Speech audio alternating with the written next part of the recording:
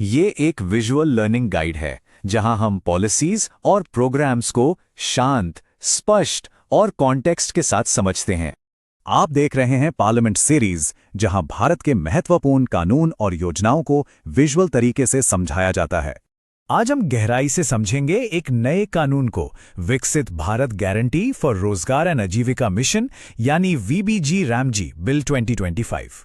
ये इसलिए खास है क्योंकि इसने एक बहुत ही महत्वपूर्ण और ऐतिहासिक कानून एमजीएनआरईजीए की जगह ले ली है।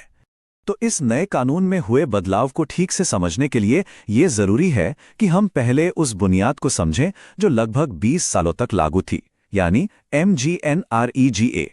देखिए, Mahatma Gandhi national rural employment guarantee act या एमजीएनआरईजीए कोई आम सरकारी योजना नहीं थी। ये मूल रूप से काम का एक कानूनी अधिकार था। मतलब ये कि काम लोगों की मांग पर दिया जाता था और इसे फंड करना केंद्र सरकार की एक कानूनी जिम्मेदारी थी। तो ये था एमजीएनआरईजीए। अब आते हैं उस नए कानून पर जिसने इसकी जगह ली है। आखिर इस वीबीजी बिल पीस 2025 में क्या बदला है? साल 2025 में आया ये नया बिल 2005 के एमजी नरेगा एक्ट को पूरी तरह से रिपील करता है, यानी निरस्त करता है। इसका पूरा नाम है विकसित भारत गारंटी फॉर रोजगार एंड आजीविका मिशन ग्रामीण। इस बिल का सबसे बड़ा और बुनियादी बदलाव इसकी पहचान में है।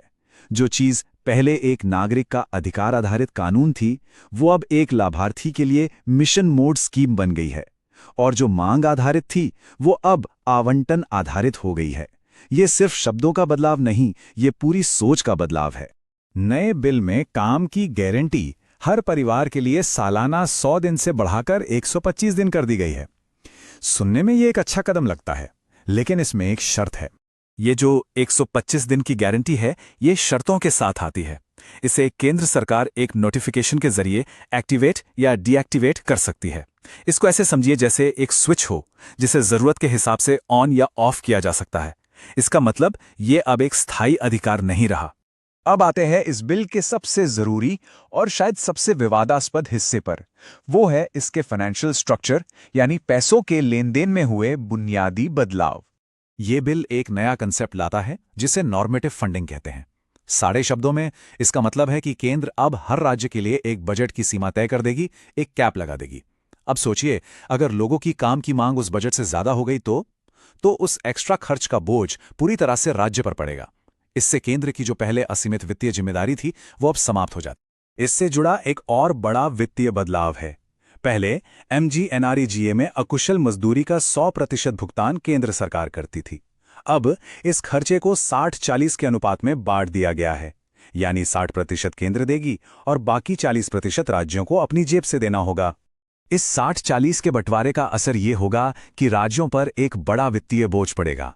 एक अनुमान के मुताबिक अकेले तमिलनाडु पर ही सालाना लगभग 4,300 करोड़ रुपए का अतिरिक्त बोझ आ सकता है। खासकर उन राज्यों के लिए ये चिंता की बात है जिनके पास पहले से ही फंड की कमी है। तो ये तो हुई पैसों की बात, लेकिन बदलाव सिर्फ फाइनेंशियली नहीं है।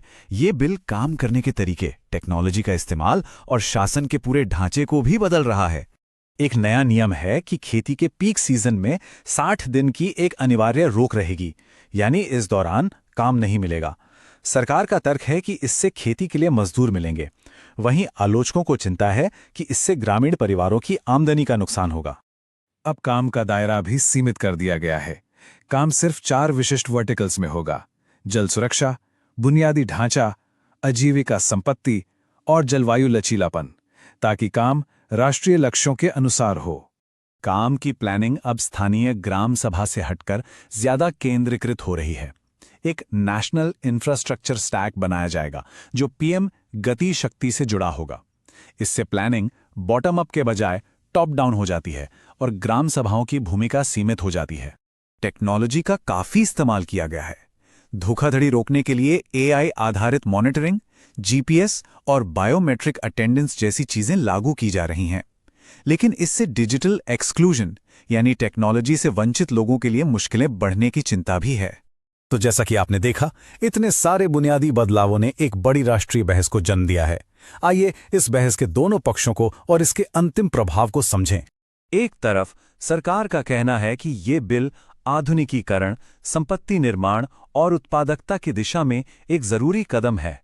दूसरी तरफ आलोचकों का तर्क है कि ये काम के अधिकार को कमजोर करता है, राज्यों पर वित्तीय बोझ डालता है और शक्ति का अत्यधिक केंद्रीकरण करता है। इस पूरे बदलाव को एक आसान एनालॉजी से समझ सकते हैं। सोचिए, पुराना MGNREGA एक अनलिमिटेड बफे जैसा था, जहां सरकार को मांग के हिसाब से सब कुछ देना पड़ता था। नया बिल एक फिक्स थाली जैसा है, जिसमें पहले से तय सीमित मात्रा में ही चीजें हैं। तो आखिर ये मामला इतना महत्वपूर्ण क्यों है? क्योंकि ये लाखों ग्रामीण श्रमिकों के लिए सामाजिक सुरक्षा जाल की परिभाषा बदल देता है। ये राज्यों के वित्त पर गहरा प्रभाव डालता है और ये भारत के शासन के मॉडल में एक अधिकार आधारित अप्रोच से लाभ आधारित अप्रोच की तरफ एक बड़े बदलाव का संकेत देता है। पॉलिसीज को समझने के लिए सिर्फ घोषणा नहीं, उनका स्ट्रक्चर, डिजाइन और इम्पैक्ट समझना जरूरी है।